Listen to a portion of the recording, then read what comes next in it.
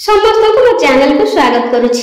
सुरभि 2025 उपलक्षे चतुर्थ रु सप्तम श्रेणी पिला मानक पई वक्तृता प्रतियोगिता रहिछि, जहार विषय वस्तु होछि उन्नत ओडिशा गठन रे शिक्षा और समृद्धि।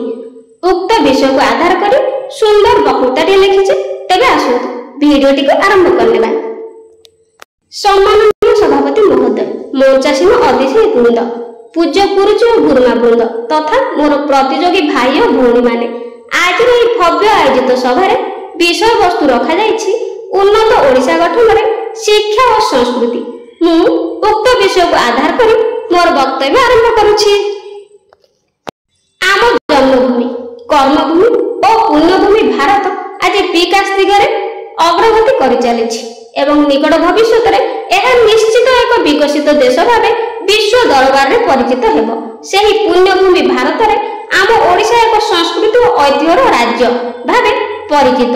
ओडिशार रूपरेख आज उन्नत। एठाकार शिक्षा और संस्कृति उन्नत दिगरे एक मूल आधार भाव कार्य करुछि। ओडिशा को उन्नत और अत्याधुनिक राज्य परिणत करबाकू हेले शिक्षा और संस्कृति के एहार अंश भाव ग्रहण करबा आवश्यक। शिक्षा एक मूल शक्ति जहाँ लोक मानकू सचेतन, स्वाधीन और दक्ष करे। शिक्षा माध्यम युवपीढ़ी नूतन चिंताधारा, वैज्ञानिक मनोभाव और उद्यमशीलता अर्जन करे। सामाजिक विषमता राज्य तथा देशर उन्नति रे बाधा सृष्टि करे। एही विषमता को दूर करबा शिक्षा ही एक मूल मंत्र अटे। ग्रामीण अंचल में गुणवत्तापूर्ण शिक्षा प्रदान हेले कुसंस्कार कमिबा सह सामाजिक न्याय स्थापित हेबो। वृत्तिमूलक शिक्षा द्वारा ओडिशार युव शक्ति उद्योगपति हेबाकू समर्थ होइथांती। ओडिशार संस्कृति मध्य रुधिमंत अटे। ओडिशार जगन्नाथ संस्कृति, रथयात्रा, ओडिसी नृत्य, चलचित्र, पाला, दासकाठिया, हस्तशिल्प आदि परंपरा एहार गर्व। संस्कृति लोकमानक मनरे आत्मविश्वास और आत्मसम्मान वृद्धि करे। उन्नत संस्कृति परंपरा विदेशी पर्यटकों को आगमन को वृद्धि करे। एहा द्वारा राज्यर अर्थनीति सुदृढ़ होइथाय। संस्कृति माध्यम समाज रे विभिन्नता मध्य सामाजिक एकता, धार्मिक सहिष्णुता और आंतर्जातिक परिचय बढ़ी थाए।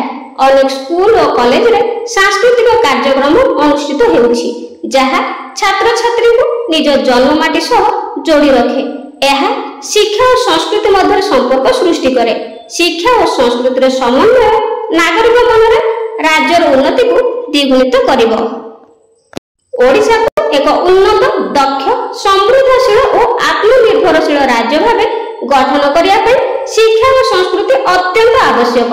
एही दुईटी दिग को सुदृढ़ करिया माध्यम रे ओडिशा मानविक, सांस्कृतिक, आर्थिक और समृद्धि राज्य भावे परिगणित होई परिबो।